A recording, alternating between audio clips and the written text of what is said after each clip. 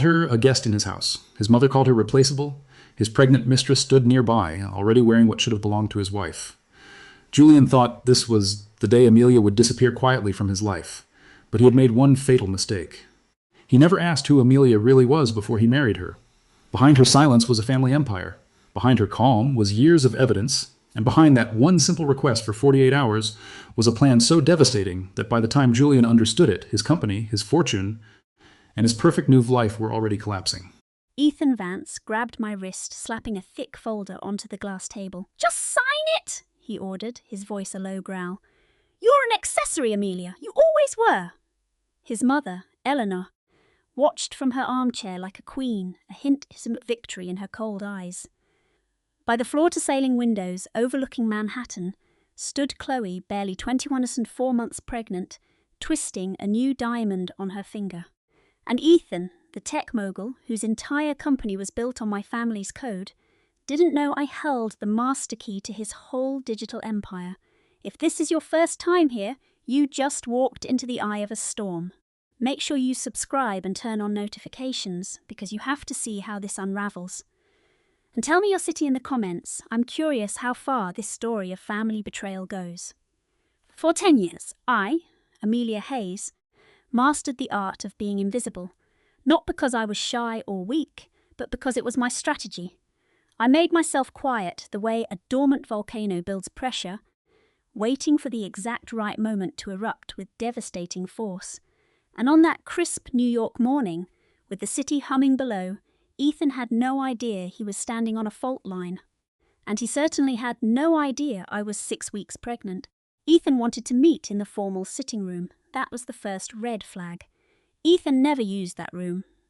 For a decade, he held court in his massive home office, surrounded by glowing monitors and the kind of arrogance that consumes men who start believing their own press releases.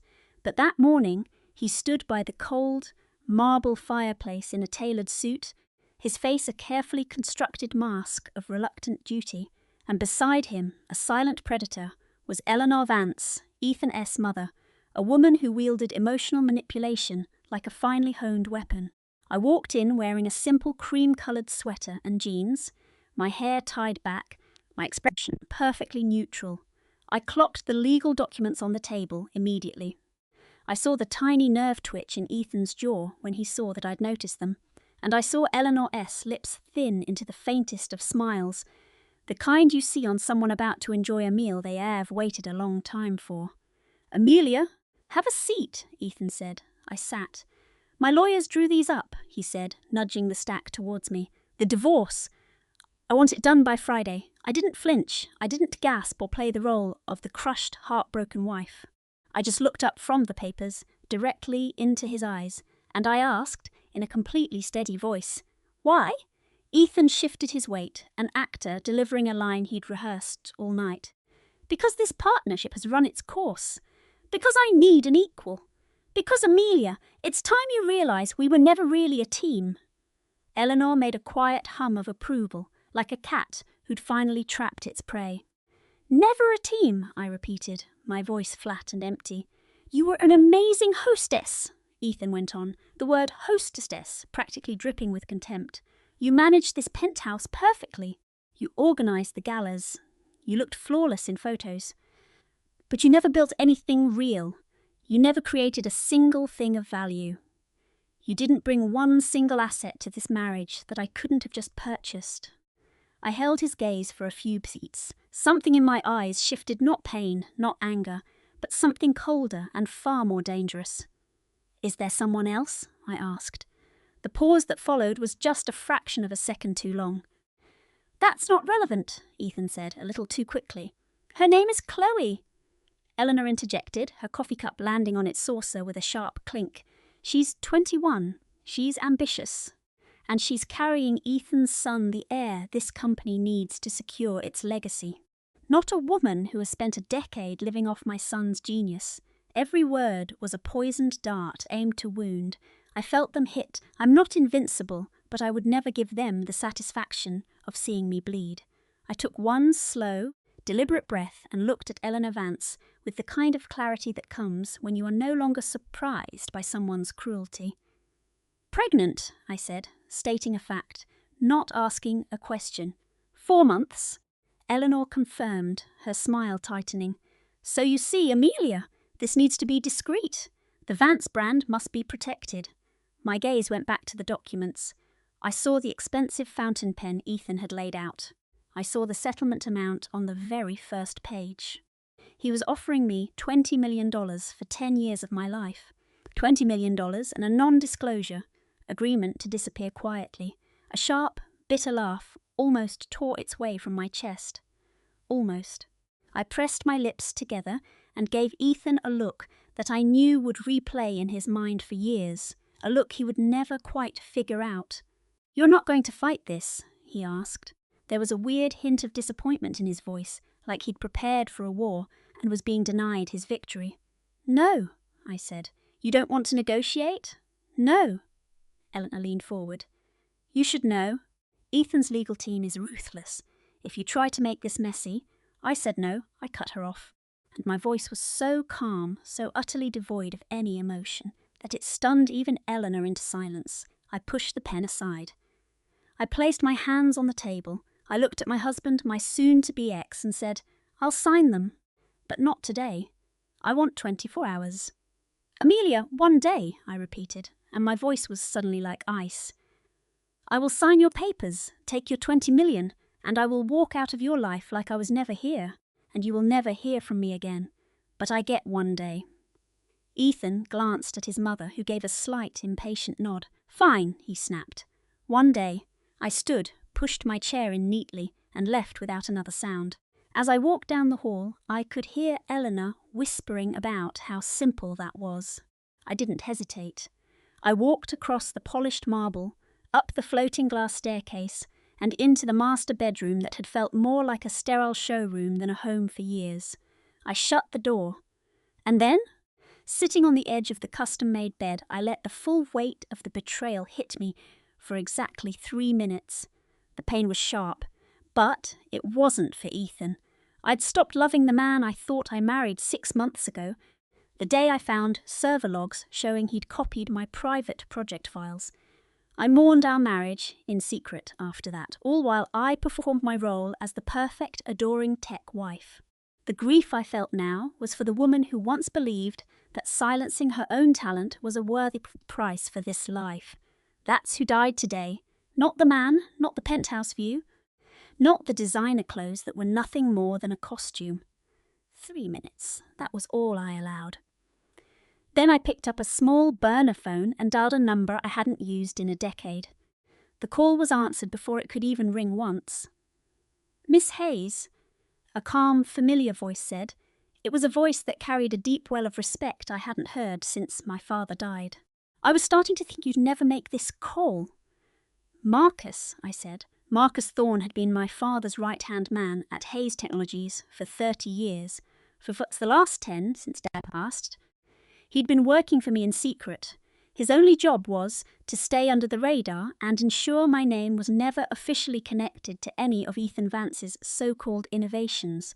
He was 70, with the mind of a chess grandmaster and a kindness that concealed a spine of pure titanium. "Are you okay?" he asked. "I will be," I told him. "I need you to schedule an emergency board meeting. 9 a.m. tomorrow. It's already on the calendar." A short, loaded silence hung on the line. "Will you be needing the main conference room?" I could picture it perfectly. I remembered the last time I was in that room, my father, at the head of the long mahogany table, telling me I had the most brilliant mind for software architecture he'd ever encountered, that his company was my birthright, and my only duty was to protect it. I was 24. I gave him my word, and now at long last I was going to keep it. "Yes," I told Marcus, "have the room ready." I ended the call. Then I opened an encrypted file on my laptop and went over the documents I'd been building for months. The final proposal for the hostile takeover of Vance Innovations by Hayes Technologies. The one merger Ethan Vance never saw coming. It all started when I found that presentation on his personal cloud drive. A pitch for a $500 million merger, with the entire deal hinging on a proprietary AI platform that Ethan was claiming his team had developed. I scrolled through the core code again, line by line, slowly, the way you read something when you absolutely cannot afford to make a mistake, when your entire future depends on it. I knew every function, every variable. They were mine. I shut the laptop and started to pack. I moved with cold efficiency.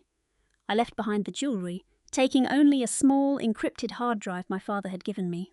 I ignored the expensive art and the designer furniture I'd spent years choosing for our penthouse, a perfect backdrop for a man who was only playing a part. I packed only my clothes, my personal devices, a few boxes of technical manuals, and a single, well-used leather portfolio. Inside that portfolio was the proof of who Amelia Hayes really was, not the wife of Ethan Vance. It took the whole afternoon. As the sun went down, my bags were waiting by the service elevator. I called a private car and sent a message to the superintendent of a quiet condo I had secretly owned for years. Arthur confirmed the downtown loft, held by a shell company tied to Lockwood Holdings, was hers. She went downstairs for one last dinner. She sat across from Julian and his mother, Catherine, pretending everything was normal. She poured the wine.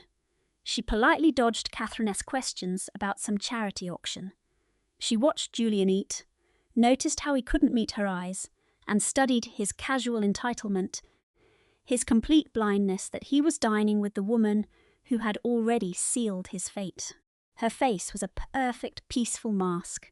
After dinner, Julian slipped into his study for a phone call. Eleanor heard his familiar low laugh as she cleared the plates. She knew exactly who was on the other end of that line. She didn't need proof. Catherine cornered her in the kitchen. "I do hope you understand," Catherine said, her voice a sick mix of pity and poison. "This is just how things are. Julian needs a wife who can play at his level. You were always so sweet, Eleanor, but you just lack the killer instinct this city requires." Eleanor slowly dried her hands, staring at the woman who spent 10 years trying to destroy her. A feeling of pure, cold purpose washed over her. "Thank you for dinner, Catherine," she said, her voice completely even. Catherine was shocked. That was not the reaction she was aiming for. She wanted tears, a dramatic scene, anything to confirm the weakness she'd worked so hard to create. She never expected 3 polite words and a calm smile. "Well, Catherine stammered. "Good night," Eleanor said once more. She went to her room, confirmed the armoured car for the morning, and fell into a deep, dreamless sleep. Eleanor was up before the sun. She showered, dressed, and carried her own bags to the front door. When the car arrived, she carried her own luggage, simply waving off the driver's offer to help. This wasn't about making a point, it was about following a schedule that was timed to the minute. Julian appeared on the staircase, landing in a silk robe, his hair a mess, and he froze when he saw her suitcases. "Are you going somewhere?" he asked, his face a mask of total confusion. "I told you I needed a change of scenery," Eleanor replied calmly. "As for the divorce papers, my lawyer will have them delivered this afternoon. All you need to do is sign." Julian just stared at her. His usual smug expression was gone, replaced by something that looked an awful lot like panic. "Is that it?" he stammered. "That's it," Eleanor confirmed. "Eleanor," he said her name differently, with a fragile, desperate tone she had never heard from him before. "Are you going to be okay?" She just looked at him. A decade with a man whose career she had built, who passed her own genius off as his good fortune. "I'm going to be better than okay," she said. Then she picked up her final bag and walked out the door. Arthur was waiting for her at Lockwood Holdings at 9 a.m. on the dot. He met her in the massive marble lobby, his face calm, as if he'd been waiting for this moment for years. He led her to the private elevator, swiping his keys card for the penthouse floor as they went up in comfortable silence. "The board has been called for an emergency meeting," Arthur said. "I told them it concerned a time-sensitive acquisition strategy." "Perfect," Eleanor replied. "A few of the newer board members think this meeting is to approve the next financing round for Julian's startup, Innovatech, even better." Arthur gave her a small, proud smile she remembered from her childhood. "It's good to have you back at the helm, Miss Lockwood." Eleanor squared her shoulders as the elevator doors slid open. She stepped into the quiet, powerful energy of the executive floor. "Let's get to work," she said. The boardroom had floor-to-ceiling windows, with Chicago laid out below her like a kingdom she was about to win back. 10 board members sat around the massive table as Eleanor strode in. She knew every single one of them. Most knew her, but not this version of her. 2 of them, the main investors for Julian's next round, had never met her. They were completely unprepared. Eleanor walked to the head of the table, placed her briefcase down, and without a single smile or handshake, she simply took command of the room. "My name is Eleanor Lockwood," she began. "I am the majority shareholder, and, as of this morning, the acting CEO of Lockwood Holdings. For the past decade, I have been on a personal leave of absence. That leave has now ended." The silence that followed was absolute. Finally, one of the venture capitalists, a man named Davies, cleared his throat. "My apologies," he said. "I was under the impression this meeting was to authorize the next series of funding for Innovatech." "It is," Eleanor said. She projected a document onto the main screen. Then she locked eyes with Davies, with a look as cold as Lake Michigan in January. "Tell me," she said, her voice dangerously low, "what is your understanding of the core technology inside the Innovatech power cell?" Davies shot a look at his colleague, then back at Eleanor. "It's Mr. Vance's proprietary design, created over the last 5 years. It's the entire foundation of the No," Eleanor cut in, her voice like cracking ice. "It is not." And then she began. She exposed the entire lie with the cool, brutal efficiency of someone who had spent years documenting every single deception. While Julian was on magazine covers for the design he stole from her postgrad work, she was quietly filing away every original schematic, every lab notebook, and every prototype that proved it all belonged to her. Every patent that turned Innovatech into a $10 billion giant came from research that was hers alone. By the time Eleanor had finished, Davies looked physically ill. The other board members were stunned into silence, watching the public execution of a tech empire. Arthur slid a tablet in front of her. She signed the resolution with a thumbprint. "The funding for Innovatech is officially terminated," she announced. "Effective immediately. Our legal team is also filing a lawsuit for patent fraud." She paused for just a moment. "Are there any questions?" There were none. Eleanor turned and looked out the window at the city. Somewhere down there, Julian Vance was in his corner office, polishing his awards, absolutely sure of his win. He was completely oblivious. He had built his entire world on her stolen ideas. He mistook her support for weakness. He offered her a golden cage and a quiet life, as if that would ever be enough for her. Eleanor saw her own reflection in the glass. She was finally where she was meant to be. She studied the vast, sprawling city below her. Then she turned back to the silent boardroom. "Now let's begin," she said. From the 50th floor, Chicago looked like a different world. Eleanor had almost forgotten that. Forgotten how the traffic below turns into a silent river of light. How the chaos on the street becomes an elegant, ordered design. She stood by the window of her office, her father's old office, which she would now take back as her own. She allowed herself exactly 1 minute of quiet satisfaction before the counter-offensive began. Arthur entered without knocking, a habit she'd always allowed. "Julian Vance's lawyers are on the line," Arthur said, setting a folder on her desk. "They want to negotiate a settlement, asking for a meeting to discuss our mutual interests." "We have no mutual interests," Eleanor said, her gaze still fixed on the city below. "I made that perfectly clear in the legal filing. And their reply?" The lead attorney said, and this is a direct quote, that Mr. Vance has a deep and personal connection to the technology, and it's a tragedy to see it taken apart. He also suggested he wasn't sure if your legal standing was, as he called it, fully engaged. Eleanor finally turned away from the window. "He questioned my resolve?" "He did." She held Arthur's gaze for a second. "Set up a video conference with their entire legal team for 4 p.m. And I want the forensic accounting team to get started on Innovatech's financials." A small flicker of a victorious smile crossed Arthur's face. "They're already on it," he said, then left her to her work. Eleanor sat down.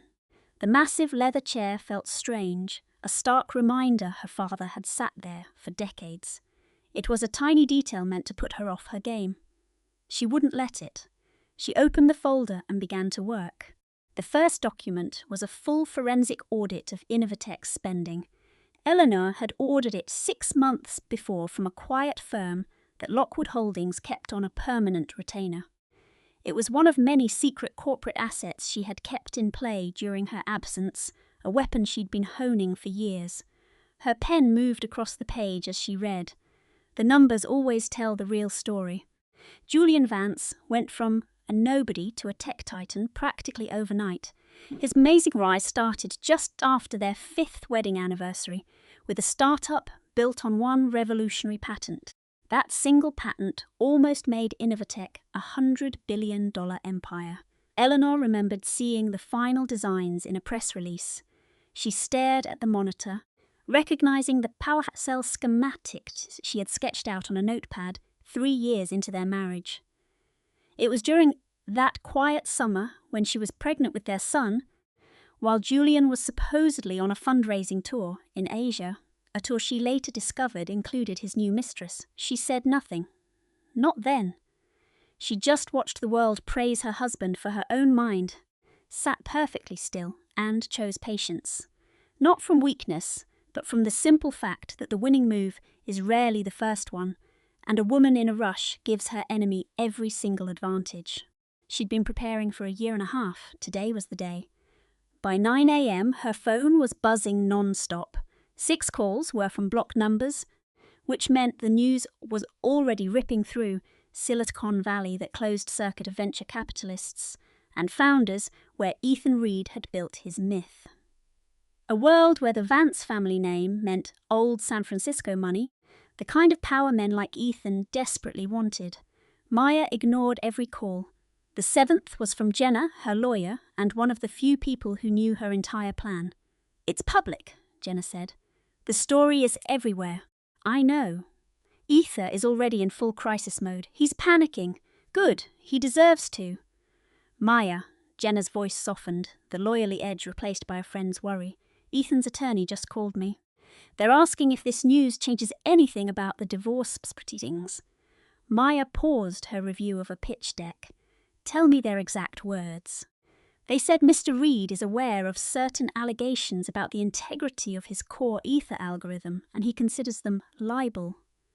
They also said, and I'm quoting here, that if Miss Vance plans to use these allegations as leverage in the divorce, they will fight the entire settlement on grounds of bad faith." Maya let the silence hang in the air for a second. "Bad faith," she echoed.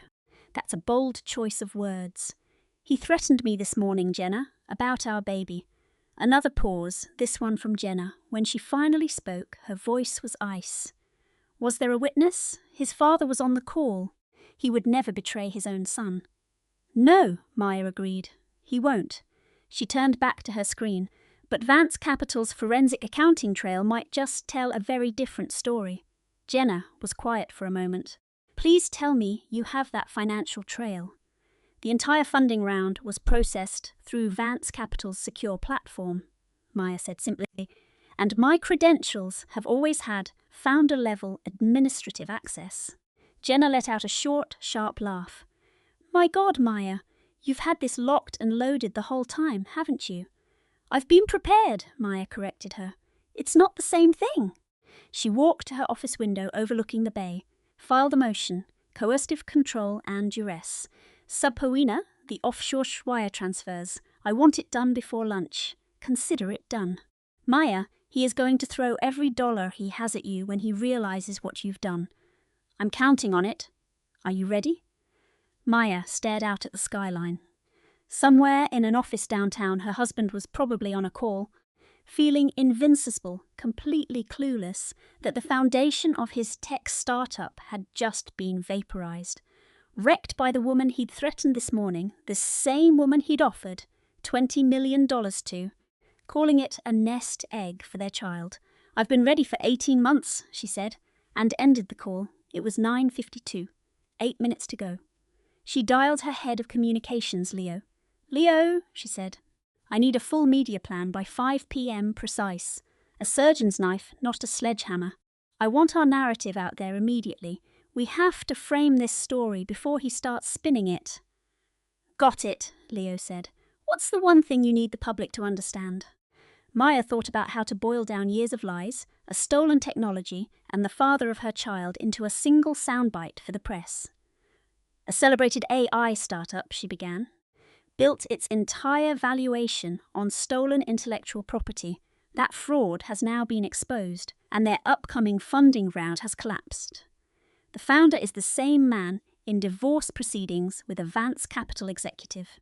The takeaway is the Vance name is rock solid, our firm is secure, and the man who tried to defraud this family is now facing the consequences." She paused. "Keep the story on professional ethics, not the divorce. The gossip sites can handle the rest." "And this executive," Leo asked cautiously, "how do we refer to her?" "As Maya Vance," she said, "CEO of Vance Capital. Nothing more." She hung up. Maya stood there, and for a single moment she felt the crushing weight of it, all the deep, isolating loneliness of a woman forced to fight for justice in private for years because nobody believed her. When the real theft happened, no one saw Ethan steal her family's proprietary code, and no one heard his family whisper for years that she'd be nothing without him. No one ever saw the real price of her marriage, not in the big fights, but in the slow, constant erosion of being told she wasn't good enough. She let the feeling land just for a second. For one long, shaky breath. Then she turned from the window, all CEO. Ben Carter walked into the conference room at 1 p.m., looking like a man who'd stayed up all night memorizing a lie he no longer believed.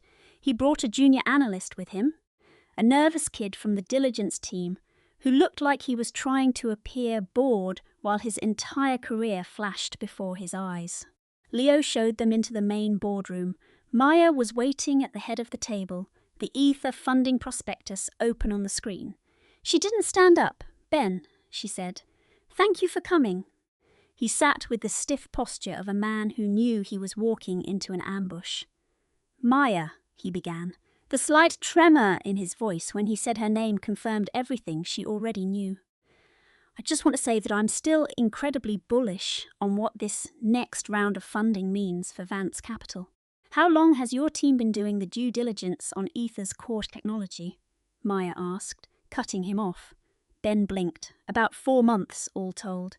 And in those 4 months, did anyone on your team verify the intellectual property's chain of custody?" A heavy silence settled on the room. "We were operating on the assumption that it's a yes or no question, Ben." "No," he said finally.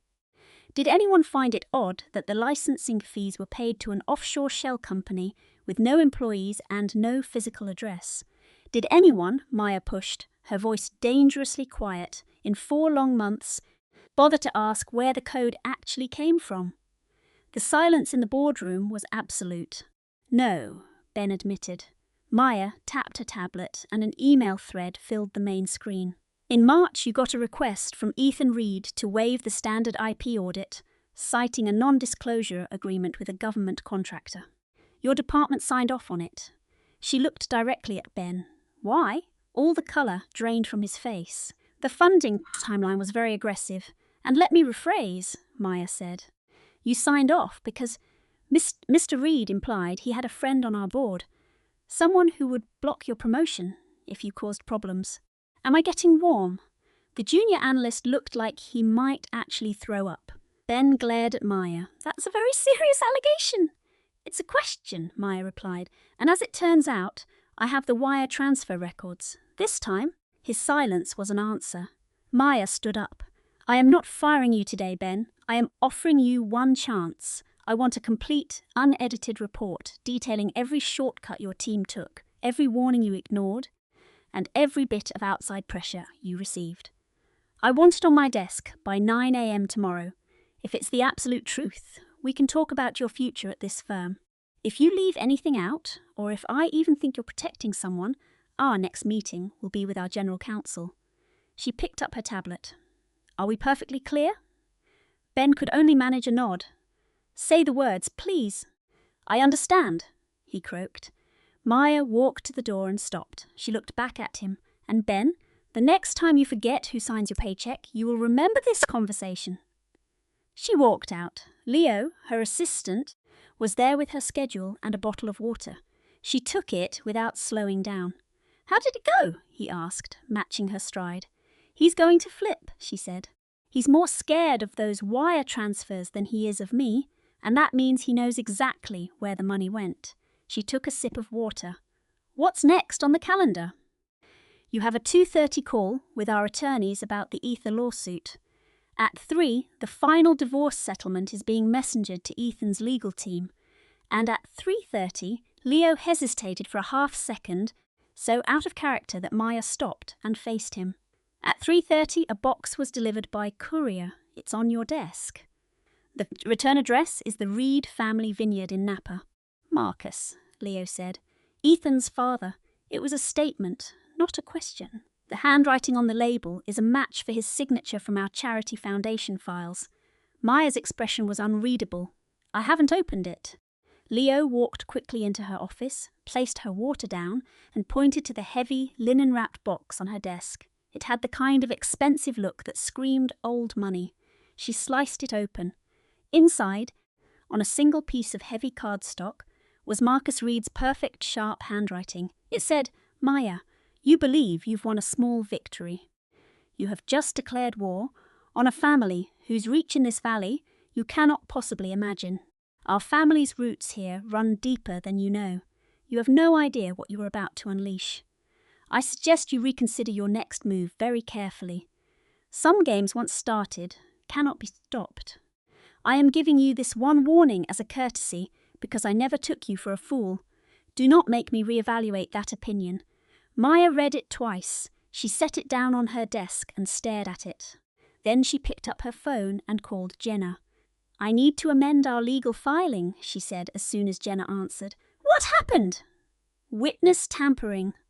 I just got a charming little threat from Ethan's father. Marcus needs to scan and send that file now. Isabel." Clara's voice was tight with worry.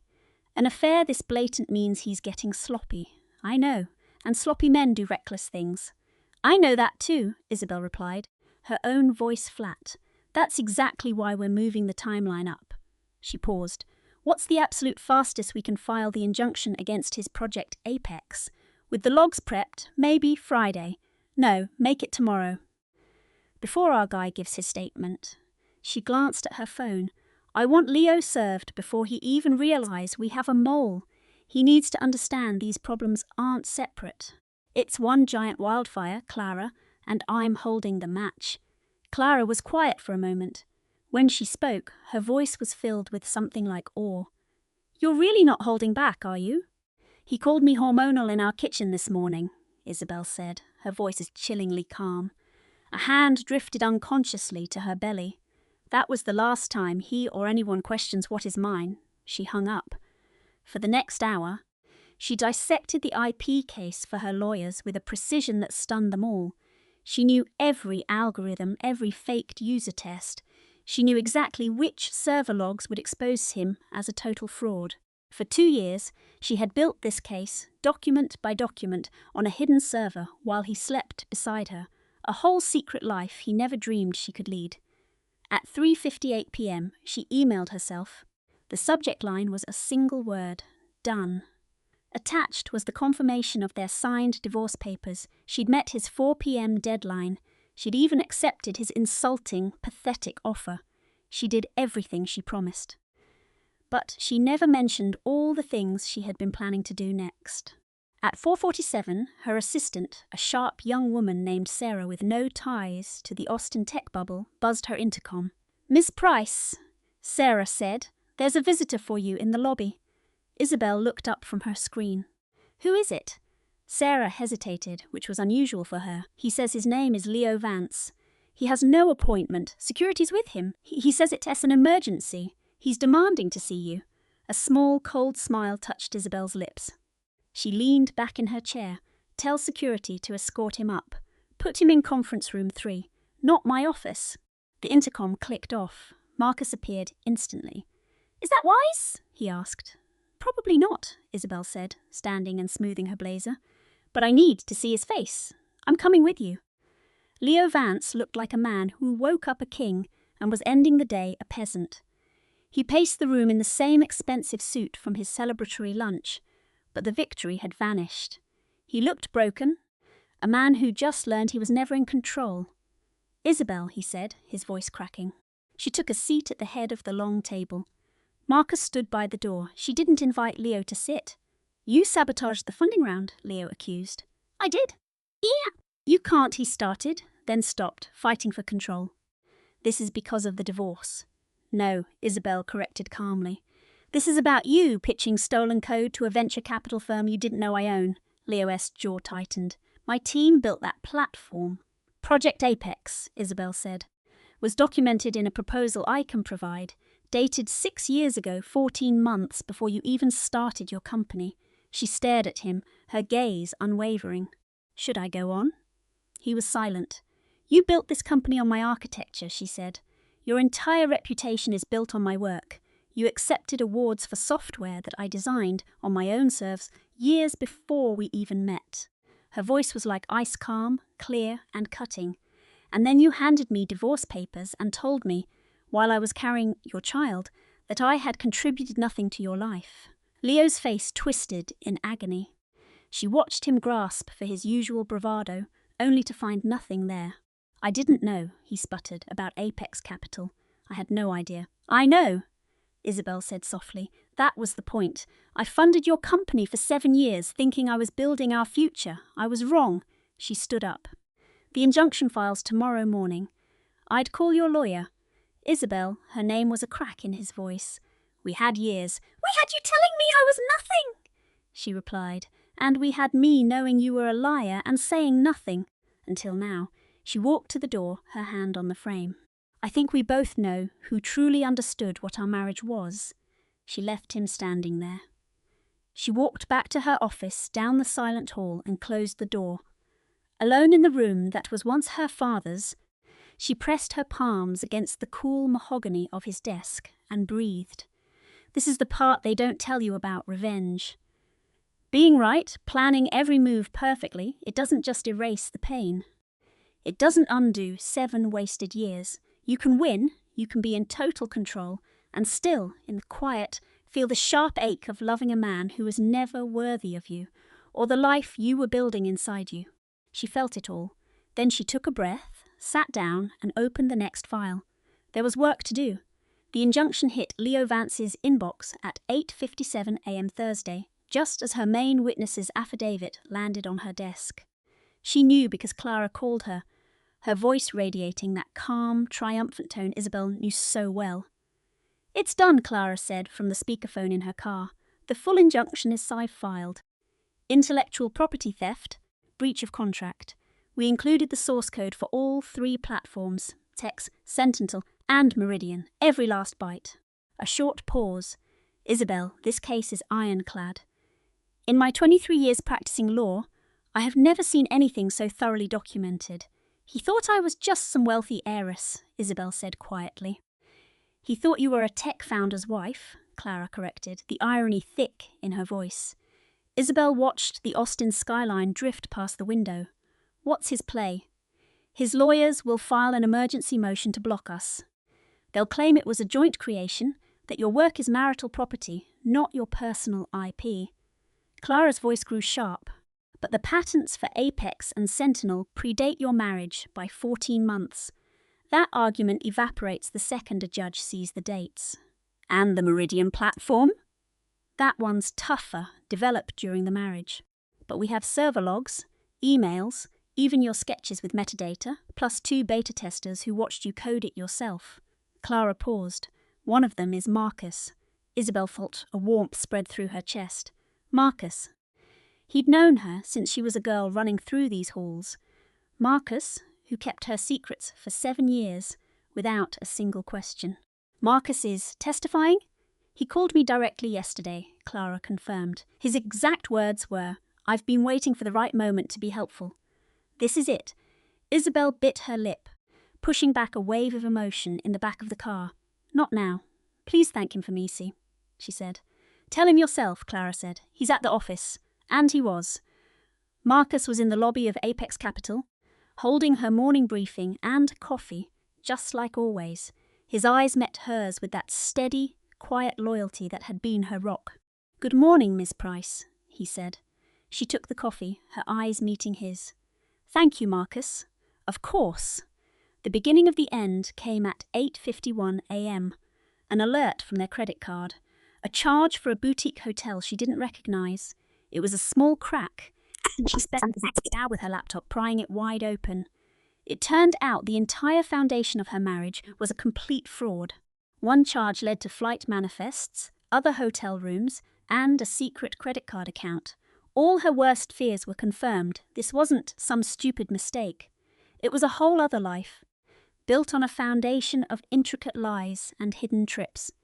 The infidelity was so meticulously planned, it was almost impressive, slotted into her business travel dates, when she was too busy or too tired to notice. But then her husband made a mistake, and a mistake was all the opening she needed. At 10:15, she forwarded everything to Clara with one simple instruction. File this under Sterling, Clara told her assistant. Then her private line buzzed, a San Francisco number she didn't recognize. An old warning tingled at her neck, an instinct she'd learned to trust, she answered. Is this Clara Vance? The voice was young, trembling, like someone terrified of the words she was about to speak. It is, Clara said, a pause, then a whispers. My name is Isabel. The city hum outside her high-rise office vanished. Her entire world narrowed to that one, burning name. Isabel, Clara said, her voice a perfect sheet of ice. I know I have no right to do this. I can't imagine what you must think of me. The words tumbled out in a frantic rush. But you need to know the truth. About Liam, the pregnancy, and all the lies he's told. You have to hear me out. Not for me. It's way too late for me. But what he's doing is wrong, and you deserve to know what's really happening. Clara placed the phone on her desk. She pictured this young woman, pregnant with Liam's child, and felt the bitter twist of pitying the person who had just detonated her marriage. Go on, Clara said. Isabel talked for nearly 10 minutes straight, and Clara listened without a single interruption. The pregnancy was real, she confirmed 4 months along.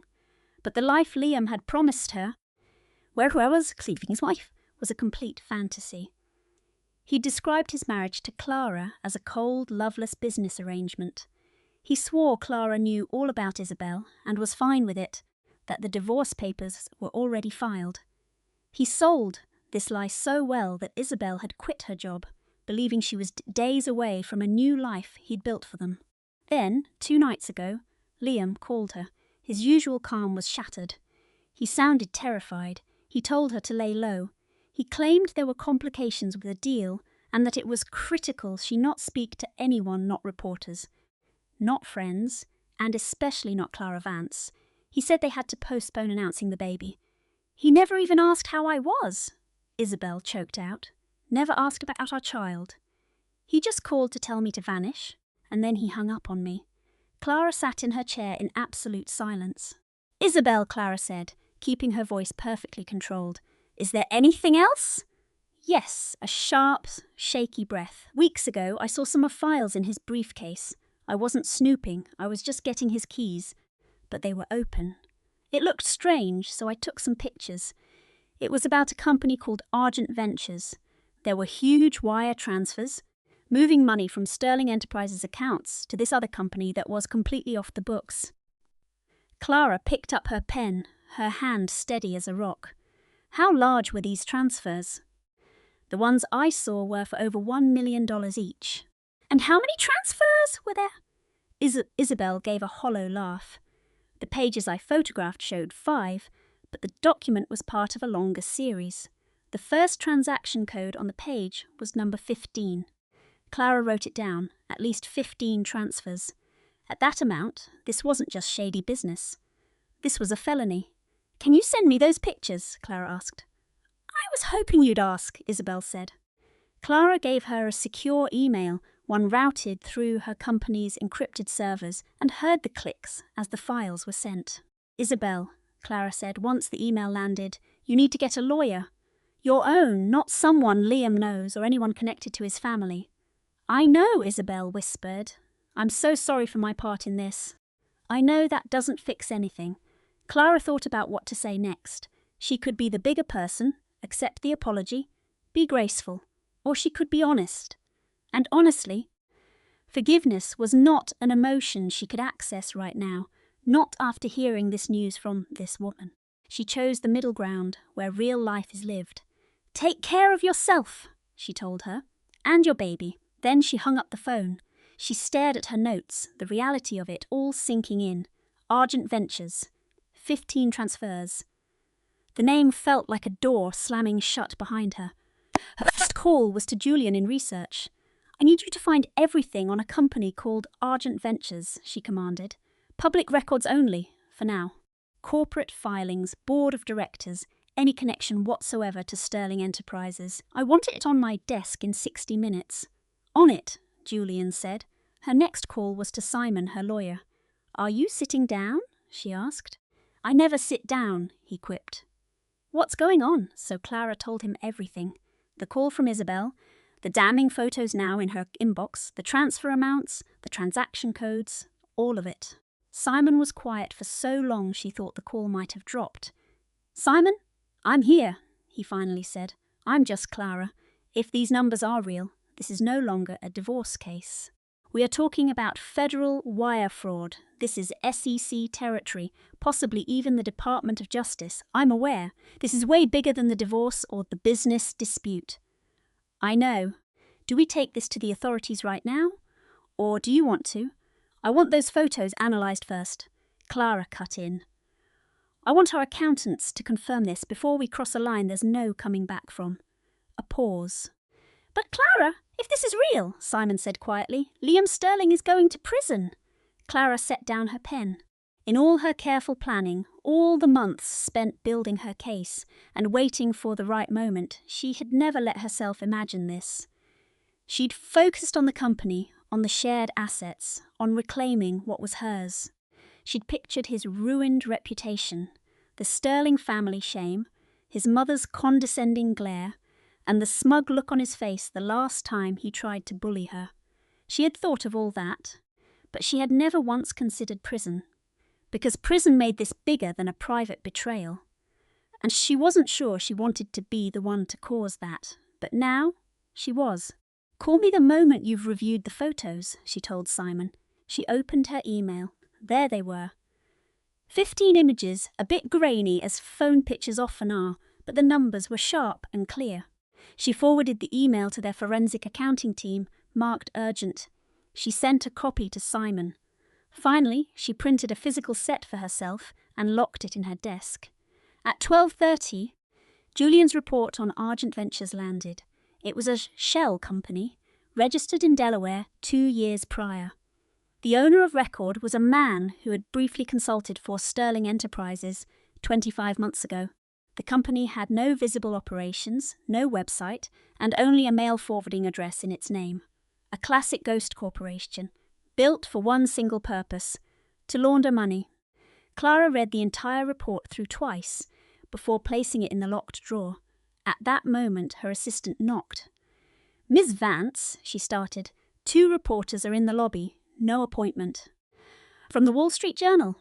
They're asking about the Sterling Enterprises lawsuit. Clara glanced at her watch. 12:47.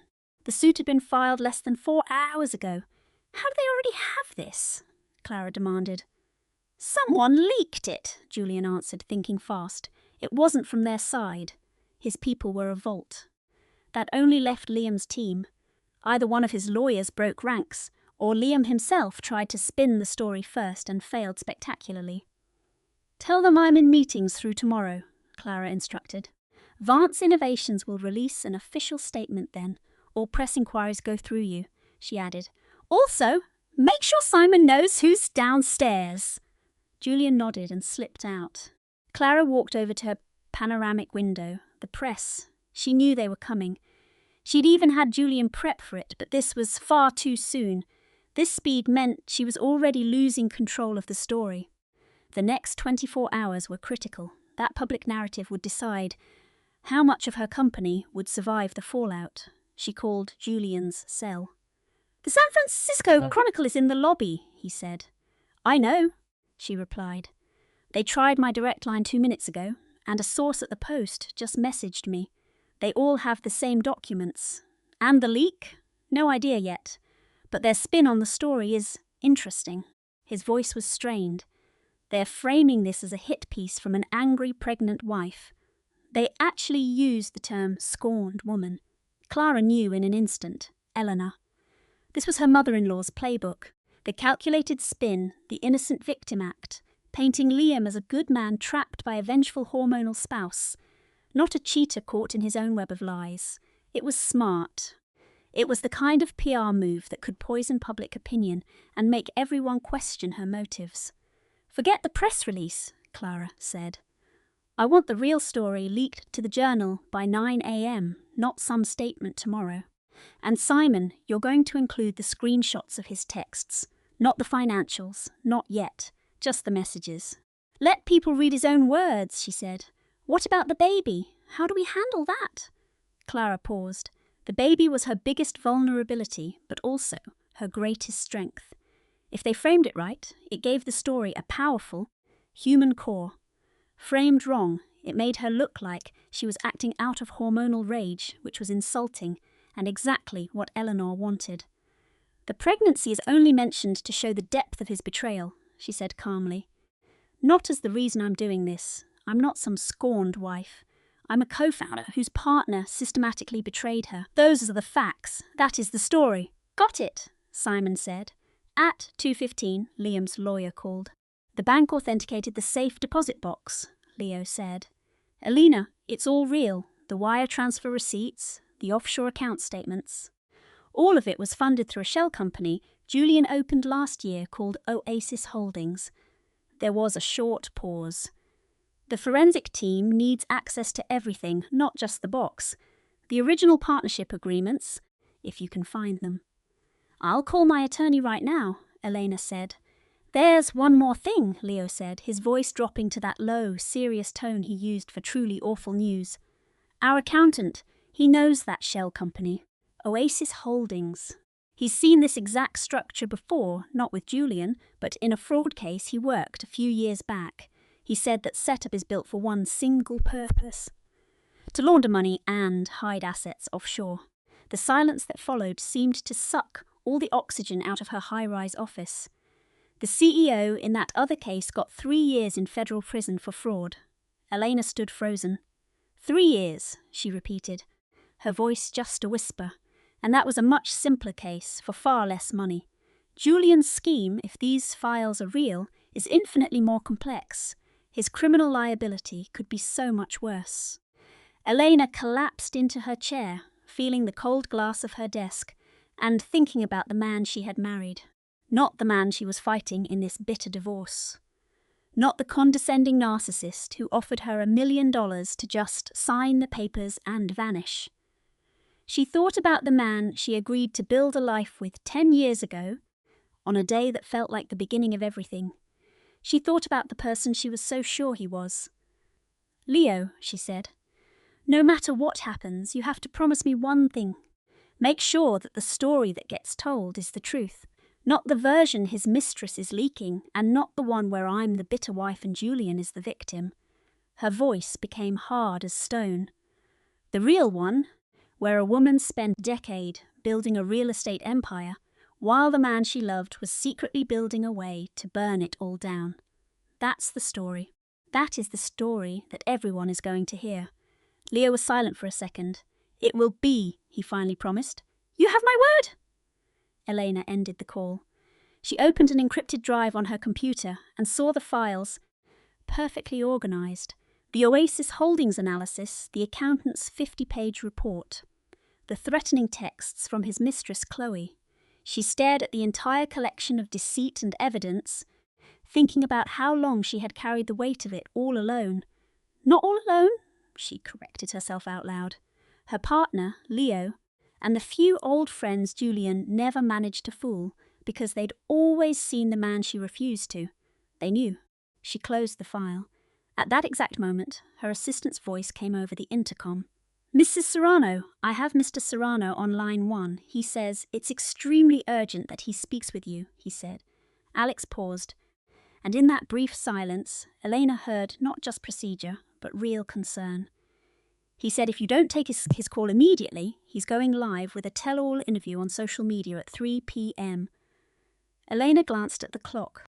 1:30, 90 minutes. She almost let out a laugh, not of humour, but of recognition. This was the move of a man whose power was gone, so he was about to set the entire board on fire. It was pure desperation. And desperate people, as Elena knew better than anyone, almost always destroy themselves. "I'll take it," she said. She picked up the receiver. "Julian," she said. "Stop this!" His voice was nothing like the one she knew. The smooth, arrogant confidence was gone, replaced by something frayed and cornered. "Stop the lawyers! Stop the forensic audit. Just call it all off and I will give you anything you want. I'll double the settlement offer. Triple it. Just tell me your number." "You can't afford to triple it," Elena said, her voice flat. "Not anymore." A thick silence filled the line. Then, what the hell is that supposed to mean? "It means the topic of what you can afford is something your new criminal defense lawyer will be explaining to you very soon. I suggest you listen. Do your interview, Julian. Say whatever you want, but you should probably understand something very clearly." She paused, letting the words sink in. "Every single thing you say from now on becomes part of the legal record. Every lie will be disproven, documented, and then used against you in court." Another pause. "Are you absolutely positive you want to go on the record and testify against yourself?" The silence on his end was the longest one yet. "I could have been a better man," he finally whispered, his voice so quiet she almost didn't hear it. "I know that. I know I made some terrible mistakes." "Julian," she cut him off. "What?" "Don't." She hung up the phone. She sat there holding the receiver for a full minute. Then she put it down and called her publicist for the 3rd time that day. "Push up the timeline. I want the story released to the wire services by morning," she said, "and add one final quote from me at the end. I'll give it to you." "Go ahead, I'm ready," he replied. "My client is confident that the evidence will fully corroborate her claims and that the truth will ultimately prevail. We trust in the legal process and welcome a complete and transparent investigation." She could hear him typing. "That's it," she said, not one word more. After she ended the call, she sat in her quiet office for 3 minutes. Not to mourn, not to doubt, but just to feel the power of the machine she had just switched on, one that could not be turned off. And she did it knowing the price, with zero regrets. None. Julian was scheduled for a sworn deposition at 3 p.m. Elena learned he wouldn't be there at 2:58 when her lawyer texted a short message. "He's a no-show, no call, no reason." His attorney just said something vague about a personal emergency. She read the text, set her phone face down on the desk, and went back to work. She wasn't surprised. A man who breaks on a phone call doesn't suddenly find the strength for a sworn testimony. What she felt wasn't relief, not exactly. It was the cold, quiet satisfaction of seeing a fatal flaw you predicted play out exactly on schedule, of knowing your enemy so well you could name the second his courage would finally fail him. Elena had known Julian Serrano for 12 years, a decade of seeing how he handled pressure, how he faked his confidence when he was threatened, and how he always used anger to mask his fear. She had learned his patterns, not by studying him, but just by existing next to him, day after day, until you know someone's tales better than they do. It wasn't a special skill. It was simply the result of a decade spent paying very close attention. At 5:15, her lawyer, Nina, knocked on her office door. "The accountants just finished their preliminary sweep of the financials," she said. "They need to meet with us, tonight. They said the problem is, and I'm quoting directly, an order of magnitude greater than our initial projections." Elena looked up from her monitor. "How much greater?" Her lawyer paused, which she never, ever did. That silence said it all. They believe the Biscayne Tower Fund was just a front. It's the hub of a much larger system. Dozens of LLCs, Cayman Island accounts. She paused again. They also found proof he forged the pre-sale contracts for the last 2 rounds of financing. Elena put down her pen. Julian raised millions of dollars on buyers that didn't exist. That's what the data suggests, yes. She was silent for a very long time. She took in the enormous scale of it, all a man who hadn't just siphoned their money. He'd built this entire house of cards on the credibility her architectural firm gave the company. He raised millions based on a valuation her reputation made possible, and he moved it somewhere. She wasn't sure where yet, but she was about to find out. "Schedule the meeting for 8, she said. "In my conference room, and Nina will be there." Her assistant nodded and left. Eleanor walked to the window. Far below, Miami began its nightly shimmer, a skyline she'd known since she was 19, working a summer internship in this same tower. She used to love this building. The pure, creative energy where people made things that would last for generations. She thought she was building that with Julian, a life meant to last. The thought came, and then it was gone, and it didn't hurt. That felt new. The memories could still appear, but they no longer had the power to cut her. Her phone buzzed. It was a text from her assistant. "Julian's mother just keeps trying to get through to you. She's called the front desk 6 times in the last hour. Should I continue to block her?" Elena typed back, "Yes, and I want you to log every single attempt, the exact time, what number she's using. Send the complete log to Nina." She then worked until 8. That night's meeting went on for nearly 4 hours. The forensic accounting team laid out their findings. Their leader was a man named Peterson, who had brought down 2 notorious hedge funds. His name alone made bankers break out in a cold sweat. They detailed the facts with brutal precision. The Biscayne Tower transfers were confirmed, 14 of them, over 22 months. They totaled exactly $31.4 million. The money trail was complex from Thorn Development's capital through a decoy called the Horizon Project and into 2 shell corporations, one in the Caymans, the other in Dubai. It all ended up in a private account David's team was almost certain Marcus Thorn controlled, but that was just part 1. The second part was pure investment fraud. For 4 years, Marcus faked project proposals to get more funding from 3 separate investment firms. These proposals were even signed by an outside auditor who, it turns out, sat on the Horizon Project's board. In David's professional view, the project values in key reports were inflated by 60 to 80%. He did this to hit investment goals the company's real assets could never touch. The total fraudulent money they got was about $18 million. Nina sat listening to Clara, her notepad a mess of ink. When David finished, it was almost full. Nina looked down at her notes. "So we have wire fraud, bank fraud, and theft of intellectual property. This is federal. Are we looking at a possible RICO charge?" David considered it. Maybe. That third-party auditor makes it look like an ongoing criminal enterprise. But that's for a US attorney, not me. The pattern is absolutely there. Clara hadn't said a word for over an hour. Now, her voice cut through the silence. "For how long?" David met her eyes. "The first illegal transfer we can prove happened 26 months ago. But he started faking proposals 4 years ago, right when your designs were getting a ton of attention." He paused. "That buzzed the awards. The magazine features, that huge buyout offer, that's what made the whole scam work. Without your amazing reputation, no one would have ever signed off on those checks." The room was dead silent. Clara looked at Nina. "And that reputation was built on designs he stole from me?" Nina said, voicing the thought. "Yes," Clara replied quietly, "it was." David looked back and forth between them. "Miss Hayes?" "I have to ask you this directly. Your answer will determine our entire strategy." He waited for her to acknowledge him. "While you were married to him, did you know any of these financial dealings were happening?" "No," Clara said flatly. "I knew he stole my work. I never knew he was stealing money. And the company's finances, did you ever have access or the authority to sign anything?" "Never. You won't find my name on a single document for Thorn Developments." David nodded, making a note. I'm asking because being completely separate from his finances is what will save you. It means when federal agents arrive, and Nina, I'm guessing you'll make that call. First thing in the morning, Nina cut in.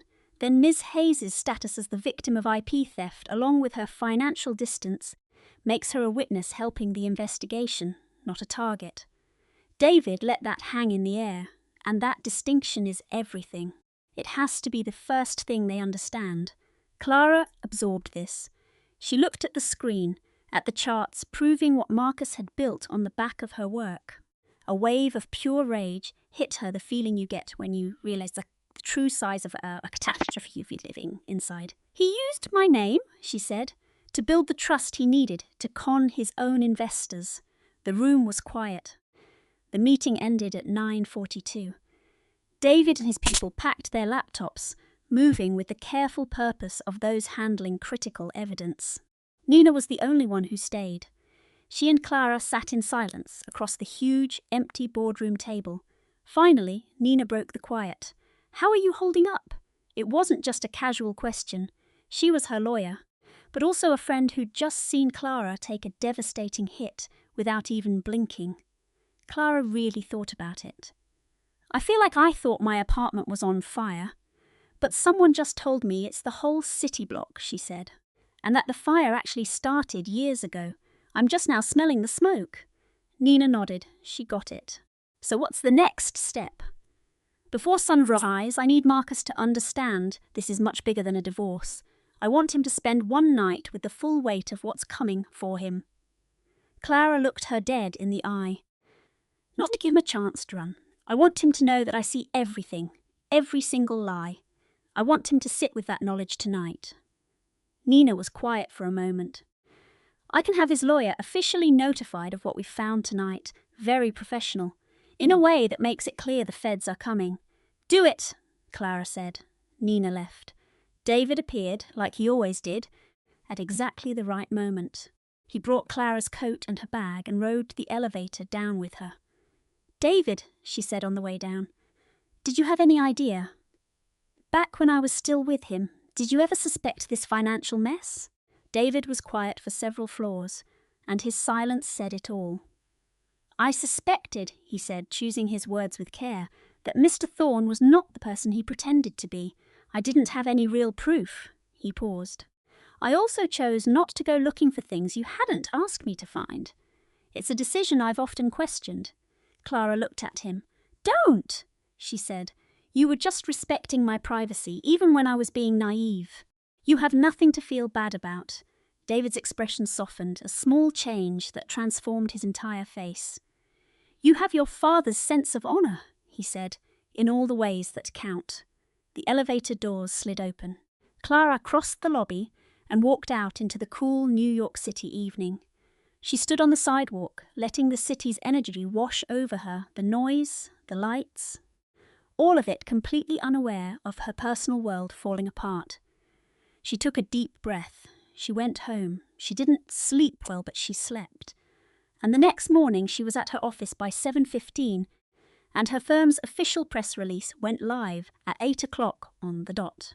By 8:30 that morning, her phone was vibrating non-stop, a clear sign the industry-wide statement had landed. At 8:51, her lawyer Nina called. Arcgigest is the lead story, she said. They're totally ignoring the affair. The headline reads, Star architect Clara Hayes Locke's husband out of firm for stealing blueprints. There was a short pause, and Clara could hear the smile in Nina's voice. Clara, this is everywhere. Every design publication has it. The internet is just exploding. And public opinion? She asked. It is nearly 100% on your side, Nina said. The pregnancy, the stolen work, the public betrayal. People get it. This story is about so much more than just industry gossip. After a moment, Nina added, Sophie's PR team released a statement an hour ago, calling this a smear campaign from a jealous wife. It has gotten absolutely no attention. Clara let herself feel a tiny, sharp spark of victory. Just one. Tell our team to only monitor the situation, not reply. We don't have to argue with her. The truth will do that for us. Already done, Nina replied. At 9:17, Nina called again. Marcus's lawyer called me just after dawn, she said. A full 2 hours before our press release. He was, and Nina sounded both proud and completely stunned. He was asking for terms of surrender. Clara placed her coffee cup on the desk very slowly. Terms? He'll return all of your proprietary designs and models, transfer the patent for your new concrete formula back to you, and completely dissolve that shell company he created. He's also offering full cooperation with our audit. Nina paused. And he had one personal request, which his lawyer quoted to me directly. And what was that? He wants to talk to you. One meeting, face to face, before any official charges. Clara looked at her own faint reflection in the dark screen of her laptop. Why? His lawyer was vague. I think there's something he needs to say that he won't put in an email. Clara thought about it. She remembered Nina's warning from last night that trapped men do desperate things. She wondered why Marcus would want to see her personally instead of hiding behind his lawyers.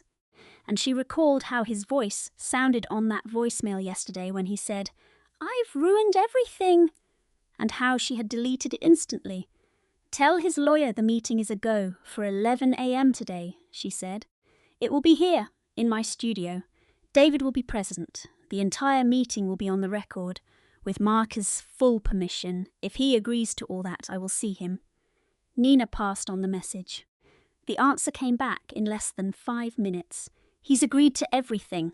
At 10:45, Liam's voice came through the intercom. "He's here," Liam said. 15 minutes early, Chloe observed. "Yes," Liam confirmed. "He's been sitting in the reception area for the last 12 minutes. Chloe looked up from the building's code she was reviewing. "What's his mood?" Liam considered the question carefully. "He looks like a man who hasn't slept for a week," he said. "And like a man who has made some final, terrible choice." She gave a quick, sharp nod. "Give me 5 minutes, then show him in." She used that time to finally do something she'd been avoiding for 2 days. She opened a locked drawer and took out an ultrasound photo. It was a small, blurry image in a simple folder, the first picture of the life they were supposed to build together. She'd been happy that morning. She could see that now with a sharp, brutal clarity. Pure, simple happiness. She glanced at the architectural model for maybe 30 seconds. She saw it clearly. Not a project, not a memory. Just a blueprint for a future that was real until it wasn't. Then she covered it with a cloth. When Mark walked into the conference room, Ava was already at the head of the table. Finn stood near the door. A small digital recorder sat between them, its red light a steady, silent pulse. Mark sat. He looked exactly as Finn had described him, robbed of sleep and drained of the easy confidence that was usually his greatest weapon. He looked. Ava thought with a feeling she wouldn't name, like his true self. Like the man who existed under the polished surface he showed the world. "I'm not going to insult you with an apology," he said. "I know it's meaningless now." "It is," Ava said, her voice hollow. "I have to tell you something the lawyers don't know." He placed his hands on the table. The entire scheme to sell our waterfront blueprints to Thorn Development. It wasn't my idea. It was your brother's. The room felt like a vacuum. Ava's face was a perfect mask, but inside, a deafening silence fell, like the moment just before a demolition. "Leo?" she asked, her voice barely a whisper. "He came to me 6 months ago. He gave me everything, the server passwords, the access to the digital vaults. Which of your designs were the most groundbreaking?" Mark's jaw was clenched. "I never asked why he despised you so much. I just didn't care. All I could see was the money." He paused, staring at his hands. "But the information was too precise, too intimate. He knew things only family could know. Someone in your life was using me to completely ruin you." Ava shot a look at Finn. His face was stone, but his eyes were alert, telling her this was no longer just about a business rivalry. "About 3 weeks ago, when it looked like this could all implode, he told me he had an insurance policy, a way to make sure I'd stay quiet. He said, if I ever crossed him, he would destroy you right along with me." Mark finally looked up at her, his eyes empty. "I think he believes he has you cornered." Ava's expression didn't change, but her entire case had just been demolished by a betrayal she could never have foreseen. "Does Leo know that you're here?" she asked. "No. Does your lawyer know you're telling me this?" "No, Mark." She leaned forward. "If you're telling the truth, you just confessed to a conspiracy 1,000 times bigger than corporate espionage. Do you realize what you have done?" "Yes," he said. "Why?" He held her gaze for a long moment, and in the silence before he answered, Ava saw something broken and raw in his face. Not regret, not love, not even simple remorse. It was the look of a man who had finally run out of energy to keep up the lies. "Because you were right," he said, "about everything. And no matter what happens to me, I refuse to let you be destroyed by something I could have prevented." Ava processed that for a beat. She looked at the man who had wounded her beyond words, who had tried to steal her life's passion, who was the father of her unborn child. She saw the whole hideous mess for what it was, and she made a decision. "Finn," she said, "get Grace on a secure video call and get our head of digital forensics online." She stood up. "We need to widen the scope of this internal audit immediately." She faced Mark. "You will remain here. Don't call a soul, don't contact Leo, and don't contact your lawyer until Grace has spoken with him first." She paused. "If what you've told me is true, and if we can back it up with evidence, your legal situation will change. Not entirely, but it will change." Mark just gave a short, silent nod. She walked to the door, then stopped, because one more thing had to be said, and if she didn't say it now, it would be trapped inside her forever. "The designs," she said, not turning to face him. "The Meridian Tower, the suspension bridge concept, the dynamic, load-bearing equations. All of it." She took a breath to keep her voice steady. "I created those plans because I love the art of it, not to launch a brand or crush a competitor.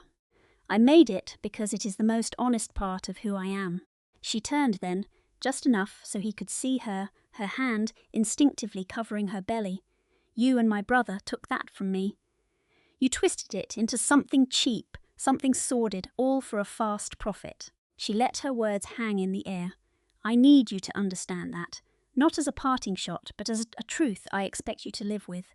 Then she left. In the hall, she leaned her back against the cold glass wall for exactly 3 seconds. 3 seconds to let her body feel the shock her face refused to show. Then she straightened, pulled out her phone, and called Grace. Because her own brother tried to burn her world to the ground, and Ava Sterling had no intention of letting him get away with it. She didn't need to think about it. The name was already in Ava's mind before Nina finished her second sentence. It was almost noon, the day after Mark's confession, and Ava was at her desk, with Grace on speaker and Nina's initial security report on her monitor. Nina was outlining the exact data from Sterling Properties that had been fed to Leo. Architectural files, server access logs, R&D schedules, the one specific vulnerability in their new cloud server. And as Nina spoke, Ava was mapping the network of who had access to all of it, who could have known every single one of those critical pieces. And the answer wasn't a theory she was building, but a reality she'd always known and refused to confront. The name came out on an exhale. Alex Vance. The line went silent. Then Grace's voice, sharp with caution. "What makes you so sure?" "The ghost invoices from contractors, the offshore shell companies, the land purchase records." Ava was on her feet now, staring out at the San Francisco Bay. All of that money was laundered through the operations department. Alex ran that entire division for 2 years. He signed off on every budget. He was the one who buried that first quiet red flag from the auditors. She started pacing. When I challenged him in that meeting, he didn't even flinch. He just admitted it.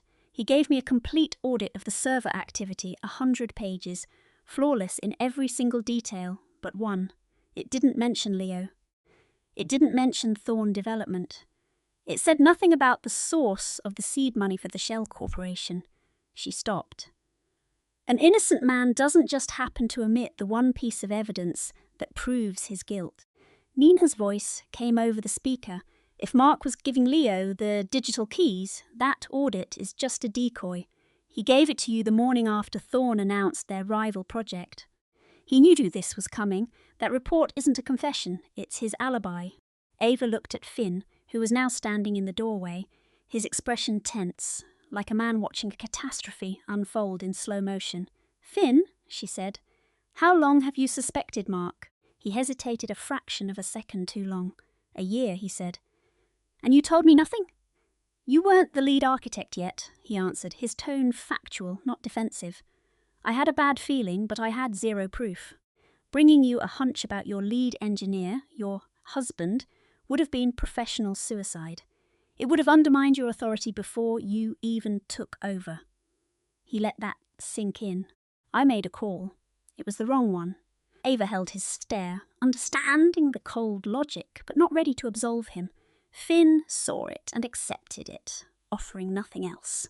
"We'll deal with that later," she said. "What's the plan?" Grace's voice cut through the phone, crisp and clear. "We take everything to the FBI this afternoon. The Thorne contracts, the recording of Mark's confession, and all the financial data your team has on those offshore accounts. We do not, under any circumstances, confront Leo. We can't let him know we've tied him to Mark. We let the federal authorities do their job. If we tip our hand," Grace warned, "he could delete the entire network remotely. He knows exactly where every fake file is." "Agreed," Ava said. "Grace, make the call." She paused for a beat. "And Grace, do it now. I want this in motion before Leo even knows the board has been reset." The call ended. Ava stood at her window. That view, her firm, and the crushing reality of the last 3 days finally hit her. She had left her marriage with one suitcase and a secret she hadn't yet shared with her lawyer. She'd walked into the downtown skyscraper and taken command of her family's legendary design firm. In 3 days, she'd killed a disastrous project, uncovered a $20 million fraud, and was now picking apart a betrayal at the very heart of the company her father had built. She'd done it all in just 72 hours.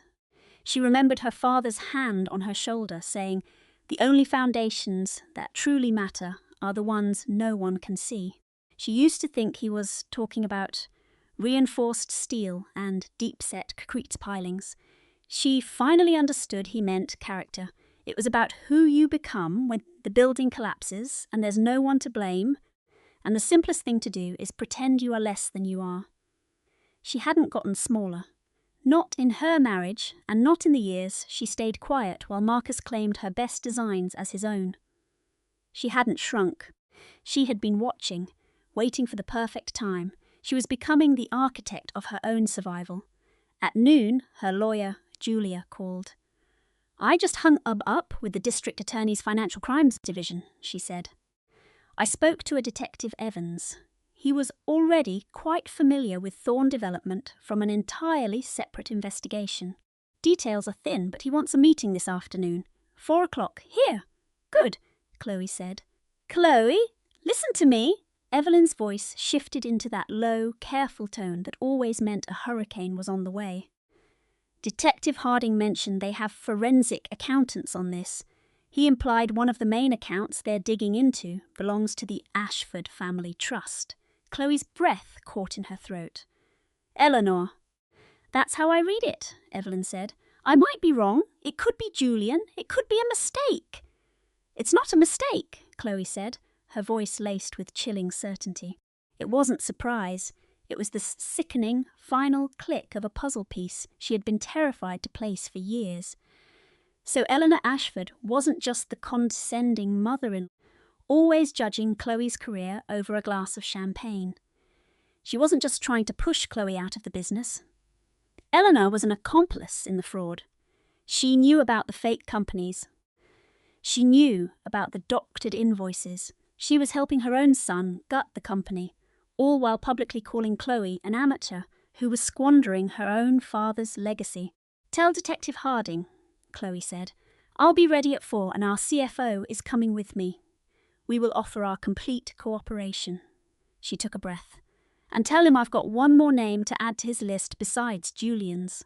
Evelyn didn't have to ask who. "I'll let him know," she said.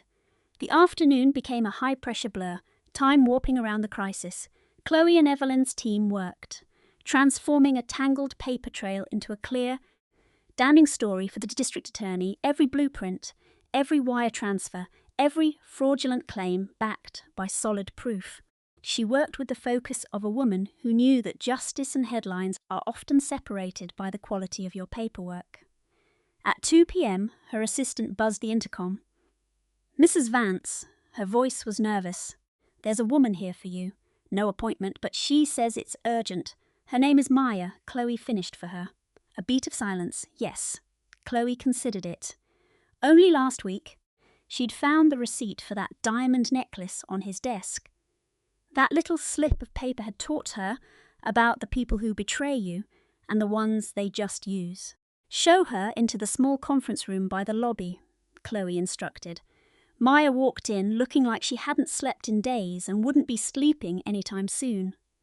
She sat down opposite Chloe, her knuckles white as she gripped her hands together on the table. "I saw the piece in the financial news," Maya said, her voice barely a whisper. "So did I," Chloe replied calmly. "I wanted you to know. I've already met with my own lawyer." She looked Chloe straight in the eye, and for a second, Chloe saw a spark of defiance, the kind a woman finds when she realizes she's been used as a pawn and decides to flip the board. "I told him everything, the money, the instructions from Julian, all of it. My lawyer is drafting a full statement for the DA now." She paused, her jaw set. "I am not protecting him. I will not be his scapegoat." Chloe watched her, a hand resting on her own, barely their bump. She pictured being that young, that entangled, and discovering the man you thought you had a future with was only using you as a smokescreen for his crimes. "How are you?" Chloe asked, the question genuine. Amidst all the wreckage, it was so simple. Maya's hard composure seemed to crack at the sudden kindness. "I don't know," she whispered, her voice trembling. "I'm just trying to make it through the day," Chloe nodded. "He will try to blame you for this," she said quietly. "He will say you were a willing partner, that you knew everything. He will try to ruin you to save himself." She watched Maya's face absorb the cold truth. "My lawyer will be in touch with yours. We are not friends, but in this, we are not enemies either." Maya stared back, completely shocked. "Why would you help me?" "Because his lies have already destroyed enough," Chloe said. "And because my fight is with him, not with the people he used along the way." After Maya left, Chloe stood in her glass-walled office, watching the city lights start to smear across the twilight. She thought about the woman this betrayal could have made her, the one who would have screamed for public revenge, the one who would have shattered after 7 years of being made to feel small, the version that would have accepted a quiet payoff and simply vanished. But that woman wasn't here. Detective Harding arrived exactly at 4. He was the perfect man for the job, calm, precise, with the intense focus of someone who finds truth in the cold, hard numbers. He came with a forensic accountant, accepted the water Chloe offered, and held her gaze with a focused calm. "Miss Vance," he said, "I'm going to need absolute transparency." "You have it," Chloe answered. "Everything." No exceptions. The meeting stretched for nearly 3 hours. Chloe answered every single question. She gave them access to every file, every server. She laid out the story of her stolen work with cold, hard facts, not as a wife betrayed. And when Harding's questions turned personal about the marriage, about when she first suspected, she gave him the same unvarnished honesty. The truth was all she had left. A truth about a dirty deal or a broken marriage was still the truth. At one point, Harding put down his pen and looked directly at her. "Mrs. Vance, help me understand the timeline. You first suspected your designs were being stolen 2 years ago." "That's correct." "And you didn't act on it then?" "No. Why?" It was the one question she'd been turning over in her own mind for months. "Because I was still his wife," she said. "To start a war from inside his own house, where my word was tied to his name, would have been professional suicide. I'd have been dismissed as an unstable, jealous spouse." She took a deep breath. "I had to wait until I was completely free of him, until the power dynamics in any room we entered were finally mine." Harding studied her for a long, silent moment, his expression unreadable. That's an incredible amount of patience, he finally said. It's an incredible amount of planning. Chloe corrected him softly. And knowing that if you just wait for your moment, you'll miss it. You have to create it. The case exploded after that. It always does when the math is clean and the corruption is blatant, especially when your target was already on the radar for shady real estate investments. Julian Ashford was already being watched. Chloe's evidence just put him under the spotlight. 2 separate city fraud investigations that suddenly realized they were chasing the same man. The following morning, David Chen, the firm's chief engineer, was placed on administrative leave. Chloe did it herself. She called him into her office at 8:30 sharp and calmly explained exactly what was coming. She watched his face cycle through the classic stages of a cornered man first: angry denial, then a clumsy effort to lie his way out, and finally that quiet implosion when he knew the proof was undeniable. "He paid my debt," he finally whispered, all the fight gone from his voice. "My son's gambling problem. I made a choice I can never undo." Chloe just looked at him. She didn't offer pity, but she didn't offer judgment either. She had learned a brutal lesson this week about the difference between justice and revenge, and she refused to live in that bitter space. "Your complete cooperation with this investigation is the only path forward for you now," she told him. "I'd suggest you find an excellent lawyer this afternoon."